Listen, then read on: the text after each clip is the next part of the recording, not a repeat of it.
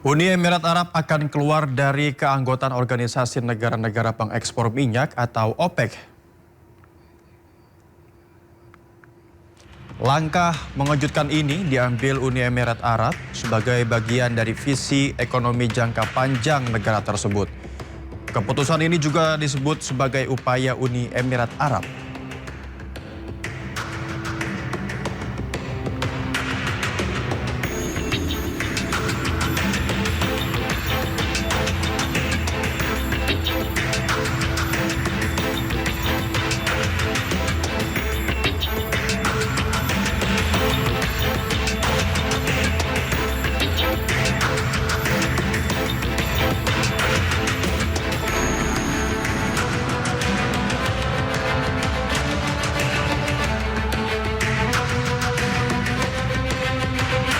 Menteri Komunikasi dan Digital Mutia Hafid meminta masyarakat tidak memanfaatkan insiden kecelakaan kereta di stasiun Bekasi Timur dengan menyebarkan konten di media sosial seperti hoax dan tidak layak. Mutia Hafid mengingatkan warganet agar lebih bijak dalam menggunakan media sosial. Menurutnya penayangan atau penyebaran gambar kecelakaan yang berlebihan secara tidak bertanggung jawab hanya akan menambah beban psikologis bagi keluarga maupun korban yang masih dirawat di rumah sakit. Saat ini Kementerian Komdigi sedang berdiskusi terkait kemungkinan intervensi atau sensor terhadap konten-konten sensitif tersebut. Namun, pemerintah lebih mendorong kesadaran masyarakat atas dasar kemanusiaan untuk berhenti melakukan sharing informasi yang bisa berdampak buruk. Kita ingin masyarakat juga untuk tidak melakukan itu. Kita himbau betul bahwa tidak perlu ada intervensi khusus dari Kemkomdigi. Ini semuanya atas dasar kemanusiaan untuk tidak melakukan sharing yang berlebihan, tidak melakukan sharing yang misinformasi, tidak melakukan hal-hal yang kira-kira berdampak tidak baik bagi korban. Ya, pasca insiden tersebut banyak yang berspekulasi tabrakan terjadi adu banteng antar kereta di stasiun Bekasi Timur. Namun pemirsa, kronologi sebenarnya diawali mogoknya mobil listrik taksi Green SM. Berikut selengkapnya. Jadi dari arah Cikarang menuju Jakarta di jalur kereta Bula Kapal, taksi Green SM berhenti di tengah rel dan ditabrak oleh KRL pemirsa. Setelah menabrak taksi, kereta komuter lain terhenti. Lalu dari arah sebaliknya KRL Kampung Bandan Cikarang juga terhenti karena sinyal merespon kecelakaan di depannya. Nah, naasnya dari arah yang sama kereta jarak jauh KA Argo Bromo Anggrek Gambir Stasiun Turi dari belakang melaju kencang. Sinyal diduga error dan tidak bisa berhenti. Lalu menabrak KRL Kampung Bandan Cikarang hingga mendorongnya ke stasiun Bekasi Timur.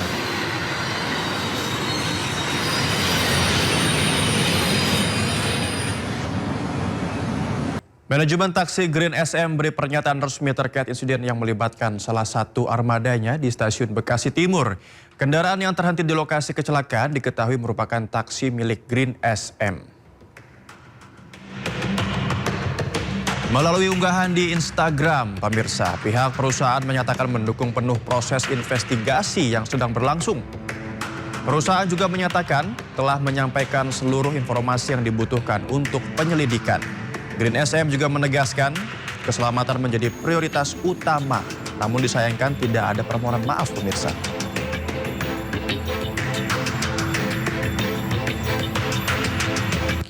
Sejumlah calon penumpang kereta jarak jauh tertidur di lantai ruang tunggu stasiun Pasar Senen, Jakarta Pusat. Tidak adanya kepastian keberangkatan membuat calon penumpang lelah menunggu terlalu lama.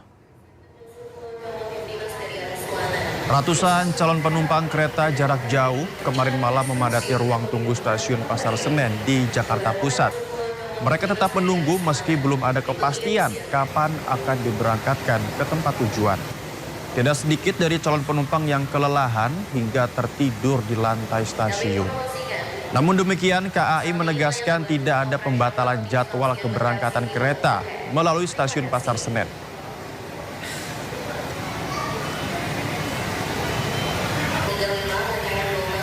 Pemirsa, pasca kecelakaan yang terjadi, netizen mulai menyoroti taksi listrik yang beroperasi di Jabodetabek. Tidak sedikit netizen yang meminta pemerintah perlu menindaklanjuti sejumlah peristiwa kecelakaan yang melibatkan taksi tersebut. Ya, sejumlah netizen mulai membahas keterlibatan salah satu taksi online dengan kecelakaan kereta di Bekasi Timur. Sebelumnya, netizen menyoroti peristiwa kecelakaan yang kerap melibatkan taksi listrik tersebut.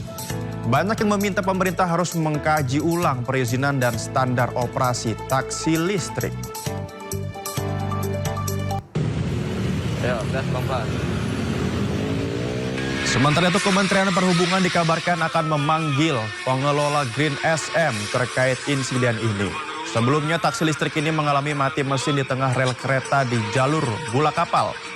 Akibatnya taksi tertabrak kereta dari arah Cikarang dan terdorong hingga beberapa meter. Diduga akibat insiden ini hingga mengakibatkan kecelakaan yang lebih besar, KA Argo Bromo menabrak KRL di stasiun Bekasi Timur.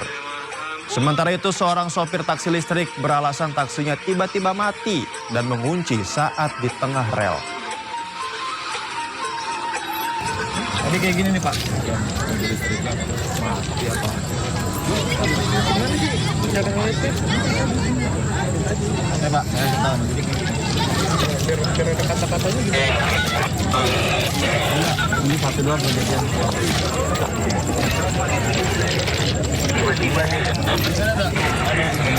Sterling. Nah, ini ngunci langsung. Jadi kita mau ke apa? Jalanin ke Nggak ininya. bisa, iya. Karena pas tadi posisi kereta lewat langsung tek mati otomatis. Pas tengah-tengah.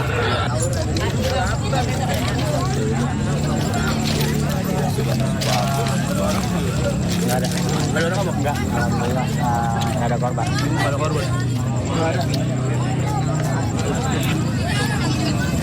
Kereta udah awalnya saya berangkat kan ngantar penumpang ada kereta. Iya.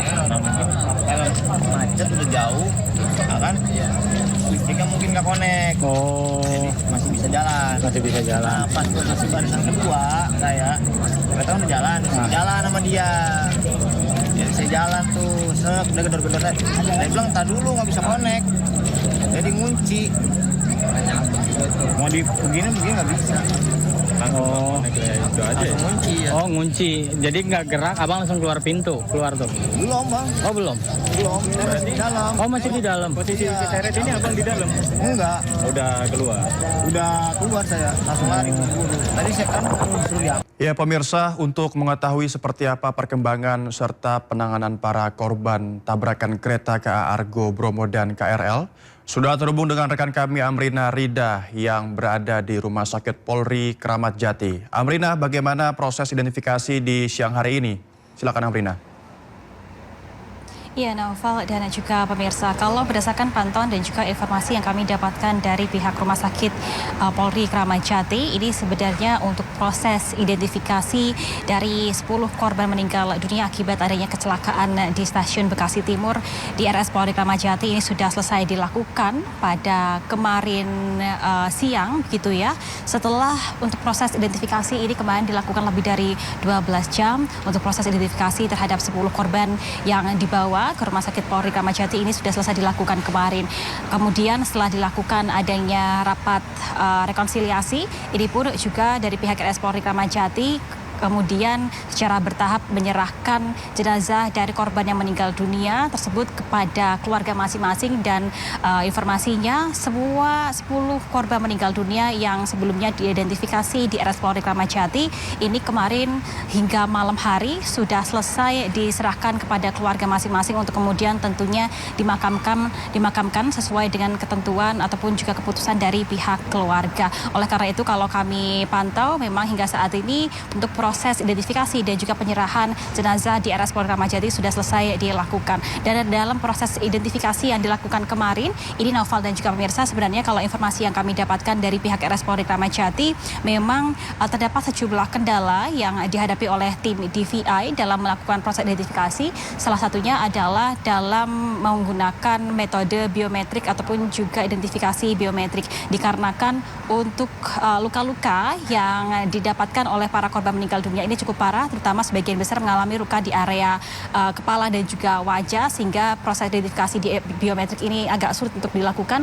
Dan juga pada akhirnya metode lain ini dilakukan oleh pihak RS Polri Kramat Jati untuk mengidentifikasi, diantaranya adalah menggunakan metode sidik jari, lalu juga pencocokan rekam medis gigi hingga uji DNA. Dan dalam identifikasi yang dilakukan dan juga sudah selesai dilakukan, ini diketahui bahwa 10 jenazah ataupun juga 10 korban semuanya merupakan perempuan dengan rentang usia dari 19 tahun hingga 50 tahun, termuda yakni 19 tahun dan juga yang tertua yakni 50 tahun. Dan selain korban yang meninggal dunia, ada 10 korban yang diidentifikasi di RS Polri Kramat Jati. Ini secara total untuk korban meninggal dunia dari kecelakaan di Stasiun Bekasi Timur ini terdapat 15 korban meninggal dunia, yang mana 5 korban meninggal dunia lainnya ini pun juga telah berhasil diidentifikasi di sejumlah rumah sakit lain. Di antaranya ada di RSUD Bekasi ada 3 korban meninggal dunia, lalu juga di Rumah Sakit Mitra Bekasi ini ada 1 korban meninggal dunia, dan juga ada di RS Bela Bekasi ini ada 1 korban meninggal dunia. Dan secara total untuk korban yang mengalami luka-luka ini terdapat 84 korban luka-luka yang tersebar dan juga dirawat di sejumlah rumah sakit di area Bekasi. Tentunya kita harapkan dan juga kita doakan agar keluarga yang ditinggalkan diberikan kekuatan, Naufal, dan juga agar korban yang masih menjalani perawatan dapat segera pulih seperti sedia kala. Sementara demikian, kembali ke Anda, Naufal.